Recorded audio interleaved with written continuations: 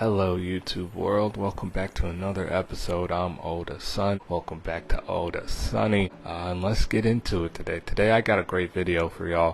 It's going into further detail on Greenbull. I'm sure you're already tired of hearing the same old, but I got a new way of coming at you with it. So stick around till the end and I promise you're gonna hear something new that you haven't heard from any YouTuber before. So starting with, we'll talk about a little bit of what we know about Greenbull and what I think we know about, what I think we can refer to Greenbull. So, Greenbull, better yet known as Aramaki or Ryukyu.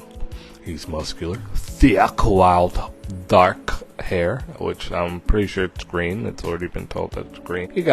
He's comparable to Fujitora in height by 2.7 meters. That's a big boy right there. He don't wear a shirt under his, his navy jacket, leaving his large tattoo exposed, saying double suicide at Death River. He cool. He got some friends. He got some allies. Nobody that really hates him. Now Aramaki, he's pretty loyal to the team, but he does not mind disobeying his fleet admiral or just leaving out key information. That way he can do whatever he wants. He's a pretty laid back dude. Other than that, we don't know too much about him. We know that actually, we don't even know if it's a zone fruit, but we're assuming it's a zone fruit. Allows him to conjure plants all around him. And he was an addition, an admiral addition after the 2-year time skip where they drafted him and Fujitora. So that is what we know so far in his first iteration, chapter 905. And that's all we know about Greenbull so far, so let's get into the theory. Starting with is his tattoo. Greenbull has this double suicide tattoo, double death caused by self-injury. That's almost how I took it. That's how you have to take it to get a little bit into my mind. Now, I don't think his obviously his tattoo is not referring to himself. He's still alive in the presence to have that tattoo. I think it's not a story he loved. He doesn't seem like the type to read. I don't mean to insult the guy, but I think what his tattoo is referring to, and I think it's a tattoo he could have gotten in Wano, I think it's referring to his wife and his child. Now, I haven't heard this from any other YouTuber yet, so if you haven't either, you're hearing this right here first. If this comes back as right, you have to sub to the channel. But I think the tattoo refers to his child and to his wife, who pretty sure the wife caused the death of herself and seemingly the child as well.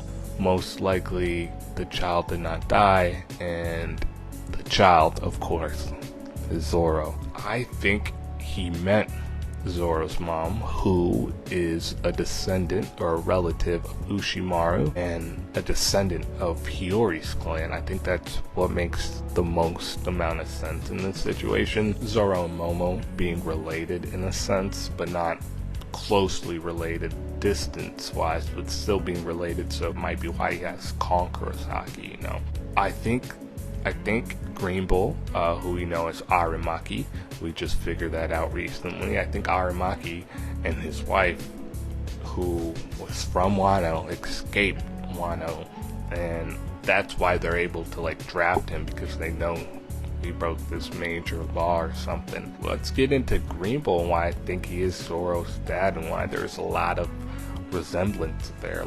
So a lot of people have already talked about how he didn't eat for 3 years unless a pretty girl would feed him, and how Zoro only ate when that little girl would feed him.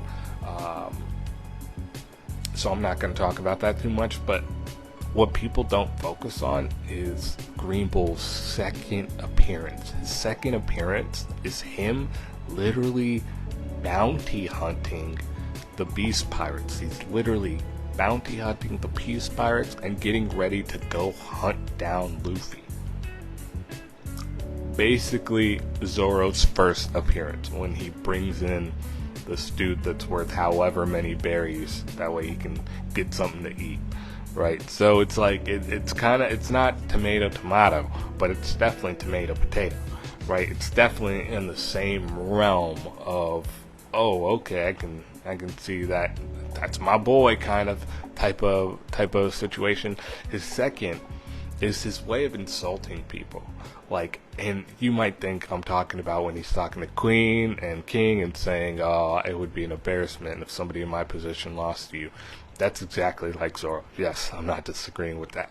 But what I'm talking about more than that is the way he talks to Sakazuki. Like, he just doesn't tell him everything.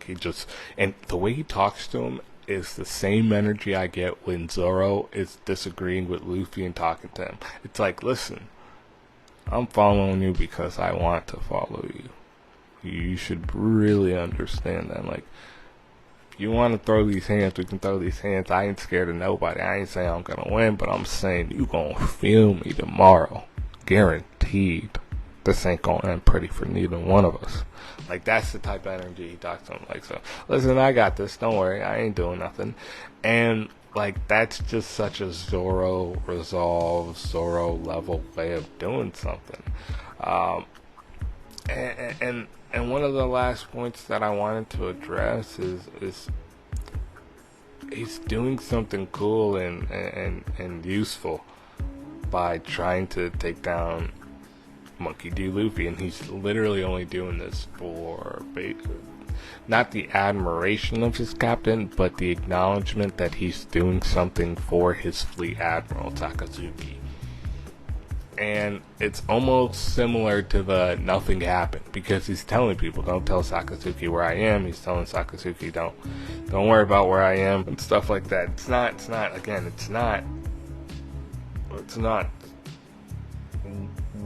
two sides of the same coin. That's not what it is. I don't think Oda would even do anything like that, because it would be too predictable. Oda likes throwing us off for a loop and throwing us left to right, and I don't think he's gonna make.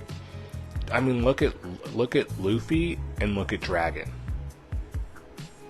They look nothing alike, right? Dragon got them big old juicy lips. You know what I'm saying? Like, pause, no homo, but you know what I'm saying? Like, you can't just think, okay, Zoro's dad is gonna have to look like Zoro. Look at Sanji and his dad. I mean, they all follow like the same type of rubric. Like, eventually they might grow into it. And if you look at old man Zoro, let me pull up a picture of old man Zoro actually. If you look at old man Zoro, the concept art, and then you put that right next to Greenbull, I mean,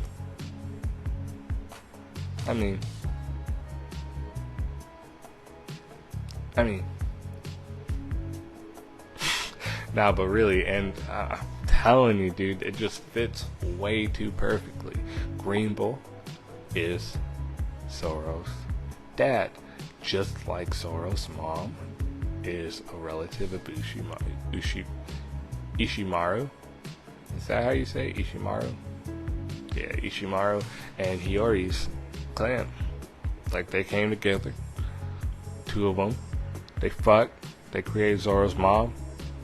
She was double D's up, you know. She was double breasted. She had a nice rack on her. So, you know, my man Green Bull, call him Bull for a reason. You know what I'm saying? He pulled up. It was like, yo, break them legs open. She was like, I don't be fucking foreigners like that, nigga.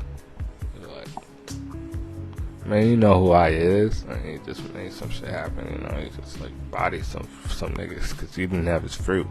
I'm assuming until he joined the Navy. So, you know, he just like bopped some niggas in the head. He said, "What's good?" It's like, "Ooh, okay, you could fight a little bit. I see you, nigga. But, you know, I'm stuck here in Wano." We go, "What? You ain't stuck nowhere when it comes to me." He go, "What? You really mean that?" Oh, I got a boat leaving tonight with your name on it. Come with me. Slide. Cause they pirates. They just take booty. Nah, I'm playing. I'll probably cut all that part out anyway. But y'all have to send up the likes if y'all want to get that one released. But